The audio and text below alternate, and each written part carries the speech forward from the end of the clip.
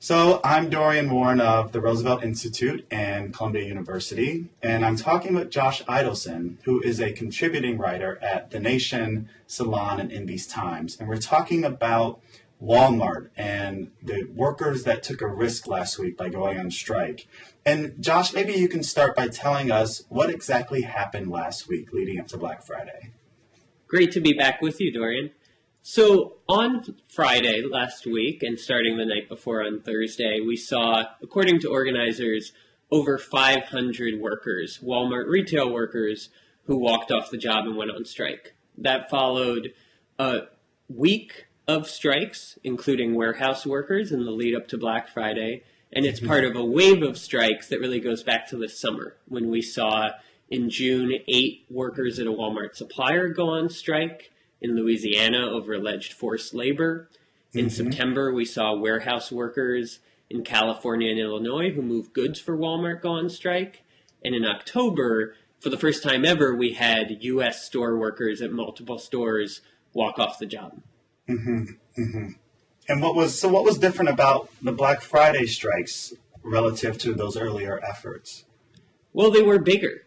And leading in, nobody knew exactly how big they would be. The organizers claimed, and I came to believe them, that they didn't know how big it would be until it happened. One of the claims that they had made was that the 160 retail workers who struck the month before in October were all leaders, that those organizers would go back into the store and they would each be turning out coworkers. So looked at from that perspective, 500 some is somewhat over 3 times the people who went out in October. So if you averaged it out, that would mean each of those strikers brought back 2 people with them. That's not exponential growth. And if you were expecting exponential growth, maybe you were disappointed. But it is a steady increase. And it happened despite what, by all demonstration, by all evidence, was a concerted campaign by Walmart to discourage people from being out on Black Friday. And say a little bit more about that. What are the kind of tactics that Walmart used to discourage people from potentially going out on strike? Sure. So we saw 2 very different messages from Walmart. There was the public message, which was dismiss these workers as a fringe, dismiss the actions, including the strikes, as media stunts, dismiss the organization as a bunch of union activists that are trying to get your dues and spend them on politics. The private message, though, was different. So, for example, I talked to a worker who sat in a captive audience meeting. That's a mandatory on-the-clock meeting called by management, where he was told, if you guys go out on strike, and this was in Tulsa, Oklahoma, not Berkeley, if you guys go out on strike, then it's going to cut into your profits. It's going to cut into your bonuses because Walmart isn't going to be able to sell as much stuff. And maybe even more significant, at the same time as these captive audience meetings, Walmart changed its public message from explicitly referring to these strikes as legal. They never wanted to call them strikes, but they started out calling them legal. They switched, and they started saying these were illegal. They went to the National Labor Relations Board to say that they were illegal, with the main goal, I think, being not to get an injunction, although they asked for one, but to send a message to the workers that these strikes are risky, that even though you've heard you have the legal right to participate, actually you don't, and it could cost you your job. And we know the board didn't rule on that injunction before Black Friday, so that's right. That was sort of it didn't matter ultimately what Walmart did. Since it's a wave of strikes, the board still could. Having talked to experts about this, I don't think Walmart has a strong legal case, but Walmart may have gotten what it wanted anyway by scaring workers. The message, the signal was clear, even if legally they probably have no case. Exactly. So say a little bit more about the significance of this, what I think you just called a strike wave. So we know Walmart is the largest employer in the world. It's the largest employer in the United States, largest private employer in the United States. And over 3,000 stores, 1.4 million workers. So are the 500 workers that went out on strike significant? Tell us why or why not. Well, so we should be clear that 500 workers going on strike is still, as some conservative commentators and others pointed out, that's less than 1 out of every 1,000 Walmart workers. So percentage-wise, they're tiny. what makes them significant is, first, if you look anywhere in the world and you see people, whether they're workers, whether they're not, who take a truly risky action to participate in a protest, whether it could hurt them economically, whether they could be physically endangered, when you see a mass of people doing that, either you say every one of those people is insane, or you say, well, there must be some deeper kind of discontent that other people who are sitting at home or staying at work share. And that's exactly the case here, because going on strike against Walmart is risky. The U.S. government has made striking risky by failing to protect it, and Walmart has made striking risky by showing just how eagerly it will run roughshod over even the legal protections that do exist there. So it matters in that sense. It also matters, though, because Walmart isn't even just our largest employer. It's also the dominant corporate player in our economy, because its model gets pushed onto its suppliers, it gets pushed onto its contractors, and it gets embraced or reluctantly adopted by many of Walmart's competitors. And so these workers are also striking against a model that is absolutely the direction that our economy has been headed for a long time. And as you point out, that model is a model of low wages, of what's called flexible scheduling, of workers not having much autonomy or say in when they're scheduled to work, of workers not even being able to work full time, even though they might want to, of workers having to go to the state, to government for different kinds of support, whether it's insurance or welfare, whatever it is. But we just learned, and you've written about this, that one of Walmart's suppliers, there's a fire in Bangladesh at an apparel factory that Walmart, that supplies to Walmart. So the model of subcontracting and not taking responsibility is also part of that Walmart model. Can you say a little bit about what happened in that factory over the weekend? Yes, so on Saturday there was a tragic factory in the evening at a large apparel factory. There were 112 people confirmed dead. The fire started on the ground level. Some people were able to live because they made it to the roof. Some people jumped out of windows. It turns out not only was there a lack of fire exits, but there were no real fire escapes. So the only way to get out of the building, other than going through the window, was to go through the ground floor of the building where the fire was. And so it came out in the aftermath, first, that the company that was running the factory had a document posted, maybe accidentally made public, but posted online, that showed that it had gotten what was called an orange warning from Walmart of unspecified nature in 2011. According to this document, and we can only guess what it was that this inspector found, according to this document, though, you have to have a few of these before Walmart takes action against you. I see. Now, Walmart's initial reaction was to say they didn't know, they couldn't confirm, that document might not be real, they might not have ever worked with the factory. I posted on The Nation photos that were taken by a local labor group in Bangladesh showing Walmart brands being made in the factory. A few hours later, on Monday evening, Walmart came up with a new statement saying that they actually had cut off this company, that they had cut off the Tazreen factory, and that a rogue supplier had continued filing orders with the factory against Walmart's wishes. So in talking to the Workers' Rights Consortium, a key group whose board is made up of university administrators and students and labor groups, in talking to the International Labor Rights Federation, there was some understandable skepticism about Walmart's response, whether Walmart is telling the whole story.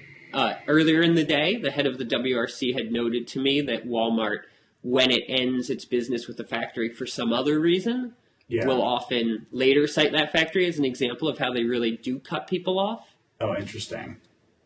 The ILRF said even if there was a serious hazard there, to cut the factory off and not make the issue public would not actually do any service to the workers. It wouldn't change the conditions for the workers, right?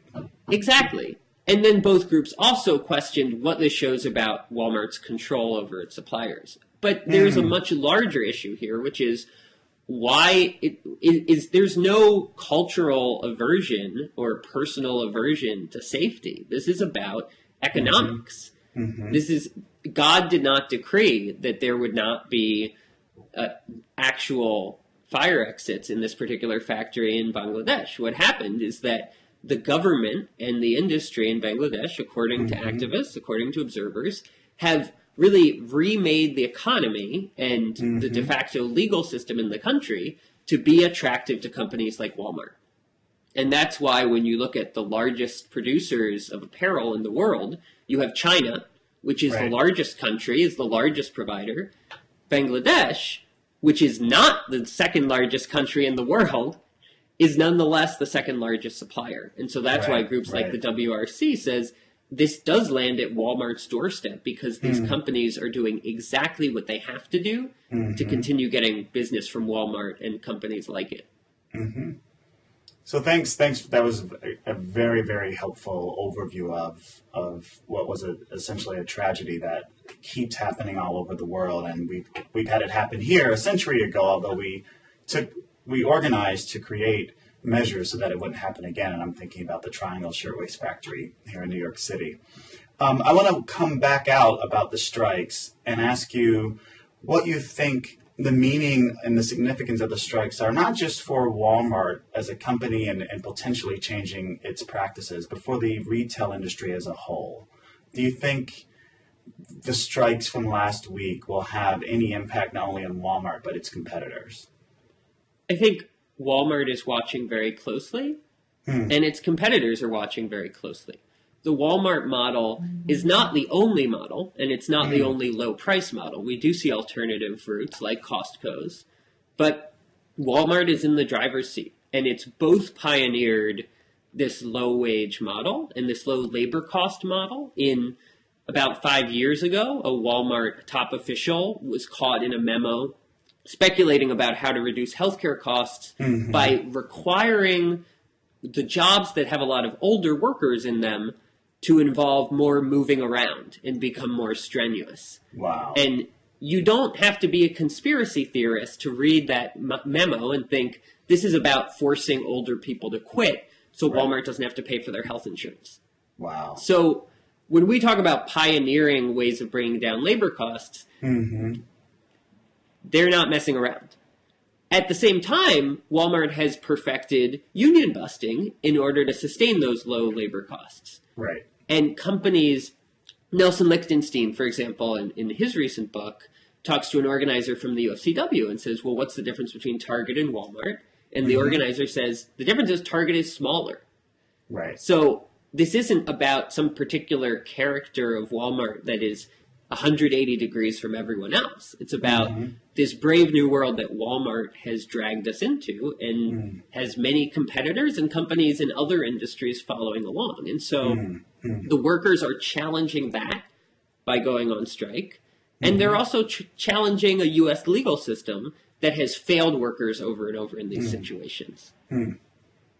Let me switch gears a little bit and ask you about, and you've written about this, you wrote about this, I think, a week before the strikes.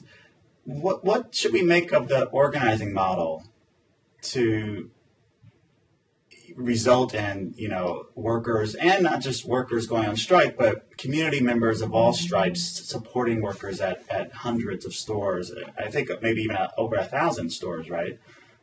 Last week. So say more about the organizing model and the use of social media, and how is it, how is this different from previous attempts to organize workers?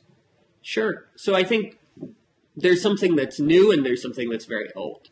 The new part is there was this effective use of social media, which I came at with some skepticism. I used to be a union organizer with Unite Here. I was told repeatedly by very, very savvy organizers, you can't really organize anyone over the phone. Once it gets hard, if there's anything that is scary, if there's anything someone isn't already amped up to do, if you try to push them about it over the phone, you're just going to be running in circles. And the main thing you should do over the phone is just get a face-to-face meeting. And there are a lot of good reasons to believe that. And more often than not, it can be true. In this case, though, there are some number of workers who went on strike who would not have gone on strike if not for social media, and who, in fact, never had a face-to-face conversation with an organizer. And so when I asked Dan Schlatterman, one of the key strategists here from the UFCW, about this, he said, look, it's necessary. We could either shut out people in places like Mississippi entirely, or we can open this up. And where I think we saw the most effective impact was where there was a mix. So, for example, I talked to a worker in Mississippi who was never targeted by the campaign, but heard about it on Facebook, signed up to be involved in our Wal-Mart, the organization, on Facebook. That way got onto a conference call. The conference call was led by a worker activist in Wisconsin who led the conversation. He spoke up on the call. She then contacted him on Facebook. They talked over the phone. And once it was clear, he had some leadership potential, then the UFCW and the campaign sent an organizer all the way to Mississippi to meet with him and help him talk face-to-face with some of his coworkers. Right. So that's a good model. It's not... Would you say this is the influence of Occupy on the labor movement? Or is that pushing it a little bit too far?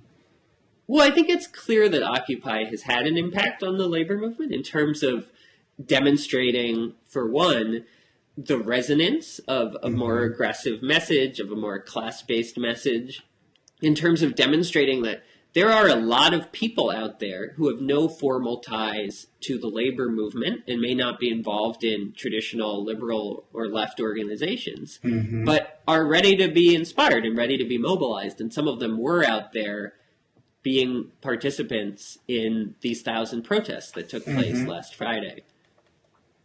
I think, though, there is an old aspect of what happened here, and this is the more significant contrast to me with what happened in the 2000s in a campaign that also was heavily backed by the UFCW, also was backed by SEIU, which has not been as significant a player this time around, although they've provided some support staff.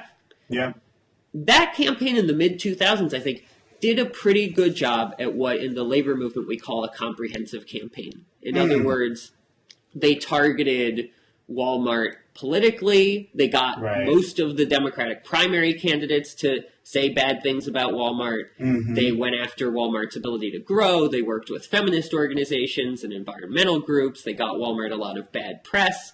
They did a lot of the things that are going on now. But the difference is they didn't have significant long-term worker activism. They had loud workers who they identified. They flew them to places like D.C. to hold press conferences and talk about Wal-Mart. But my sense from talking to some of those same workers is they didn't train them to lead in their own store. So having been an organizer, it's the difference between if I go into a hotel and I find someone who's a dishwasher who has issues with the company, I could bring them to city council to talk about the issues that dishwashers have, and that could be much easier and more comfortable for them than if I push that worker to organize the other dishwashers. And I think that is the most significant difference this time, is talking to workers all over the country, some of whom told me they were involved in the past decade. They got flown to a press conference, they liked it, and then they didn't hear from the campaign. This time those workers got pushed and they got trained to mobilize coworkers to confront local managers, to take on the schedule not being posted, or take on disrespect from a manager. And I think that is why we saw workers end up being ready to go out on strike, along with the influence of other workers in the supply chain doing it, other factors. I think if those workers hadn't been trained to organize in their stores, we wouldn't have seen Wal-Mart strikes. Oh, interesting. So the piece that's here this time that wasn't there last time is essentially the worker organizing piece, the actually training and putting workers in motion and empowering them to take leadership over their store, to talk to their colleagues, and to actually ultimately take action. That's my sense. There was certainly worker mobilization in the past. And I know workers said it was a breath of fresh air to get to go to D.C. and meet workers from other cities who had the same issues. But deep organizing in terms of training workers to be leaders in their store clearly is happening on a different level here than it was happening before. And it has been happening for months, and since 2011 at least, in a way that it doesn't appear it was happening back in the 2000s. So I just have a couple more questions, but one I definitely want to get in has to do with this question about why are progressives and liberals constantly beating up on Walmart? So Peter Suderman and even Ezra Klein have been questioning what might be the dominant progressive line about Walmart being a bad company, and they argue, well, Walmart keeps prices low for working class and poor people. It's a big part of the economy, and in fact, poor people especially wouldn't be able to survive if it weren't for low prices and low food prices in particular. Jason Furman, who works in the Obama White House, famously wrote a paper a few years back making the progressive case for Walmart. How do you respond, and how have a lot of the people you've talked to, how would they respond to those arguments from self-identified liberals and progressives about why Walmart's actually good for the American economy and for the American workers, as opposed to this big, bad, evil monster? Sure. So some of the workers I talked to would be more generous towards Walmart than I would. Some of the workers say, oh, it was this great company as long as Sam Walton was around, and then when he died, it's just more recently taken a turn in a bad direction. I would be more harsh. But in terms of answering the question, and this may or may not come out in the form of 17 tweets, but a couple of the themes that I think we should keep in mind. One is going to be that workers and consumers are not two isolated groups from each other. And so when we say that Walmart or that the U.S. economy generally over the past few decades has made things better, people say, for consumers, but worse for workers, well, it's not apples and oranges. And that's why we measure real wages. That's why we measure the real value of people's wages. And in retail, for example, since 1973, the real value of an hourly wage has gone down almost 30%. The real value of your weekly wage has gone down almost 40%. Now, the reason we talk about real value is because we factor in questions around prices. But you may say, well, let's just make a ritual sacrifice of these 1.4 million martyrs, essentially, who have to have this not very good job, so the rest of the working class gets the great prices. The problem with that, first, as we were talking about before, is that Walmart is not just changing the economy for that 1% of the workforce, but for its suppliers, for its contractors, for its competitors, really throughout the U.S. economy. What we should also keep in mind, though, before we go in that direction, is that Walmart's model is not the only low-price model that we could have. There's a great study from Demos, which looks at what would happen if the retail sector imposed a wage floor of about $12 an hour. They found that Walmart could do this entirely through profits and still be profitable, or Walmart could do this entirely through taking the money that large retailers spend on repurchasing their own stock. If it instead was devoted to raising this wage floor, there would still be billions of dollars left for that. Or if they did it entirely through prices, we would be talking about a 1% increase in prices, which they point out would not only fall on working class people. The benefit, though, the people who would get the higher wages are entirely low income. And then we would see 100-some thousand jobs created, lots of additional money going into retail. This is similar to a study that the Berkeley Labor Center did in 2011 with somewhat different assumptions, but which found that similarly, paying people about $12 an hour would cost the Walmart customer about $12 a year, and it would benefit the workers several $1,000s a year. And again, as we see when we look at a company like Costco, there are advantages to getting your workers to want to stick around for longer, to having lower turnover, to having more productivity. Similarly, if we talk about staffing, There's an argument made by some folks who study this on the business end that retailers systematically lose money because they're understaffed. The other piece, though, that should be in this debate is the question is not only what is the perfect business model in terms of how much money should that worker get. Mm-hmm. The other question is, does the worker participate in figuring it out or not? Oh, interesting. When we decide, well, how much can Walmart, how profitable should Walmart be? How expensive should Walmart's products be? The one model that's put out there is Walmart decides, and we should trust that Walmart will do that based on the market, and we should trust that the market will assign things better than any other system. Mm-hmm, mm-hmm. That model depends on not just passively, but actively excluding workers from being in the conversation. And Walmart has done that very effectively. For example, by eliminating the entire U.S. meat cutting department when meat cutters tried to organize, by shutting down a store in Canada when workers in Canada tried to organize there. And so we're talking about actively excluding workers from being part of determining what the costs and the benefits are.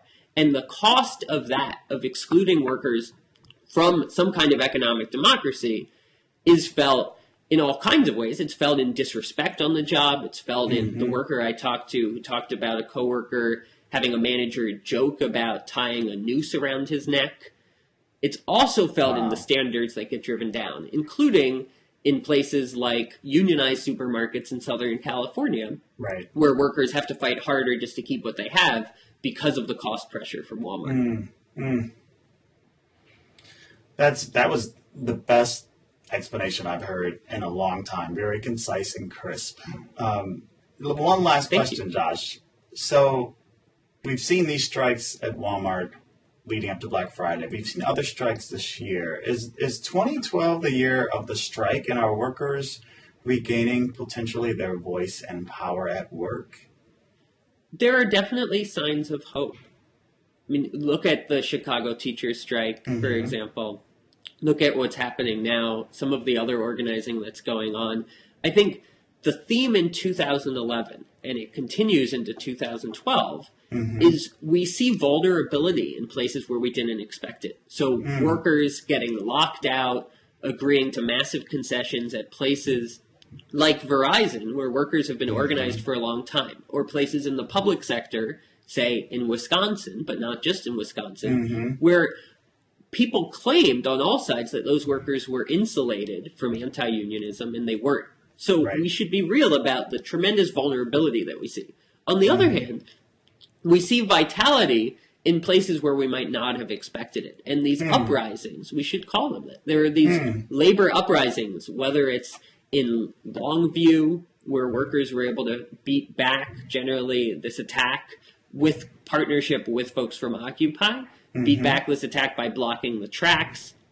What we see now at Walmart, what we've been seeing in other uprisings in places that might not have been expected, gives cause for hope. And also it's a push, right? It's a push on anybody in the labor movement who is complacent or fatalistic about whether you still can actually have a victory for economic democracy, for workers having a voice in their workplace and securing some of that wealth that they're creating based on the labor that they're doing every day. Well, let's hope that this trend that started in 2011, as you stated, continues well into 2013. That's a very, very optimistic and hopeful note to end on. I've been talking to Josh Eidelson. He's a contributing writer for The Nation, for Salon, and for In These Times. He has been the key journalist, writing about what's been happening at Walmart. So thank you very much, Josh, for sharing your wisdom and all that you've learned by talking to workers and organizers the last few weeks. Thank you so much, Dorian. So I guess we can stop there.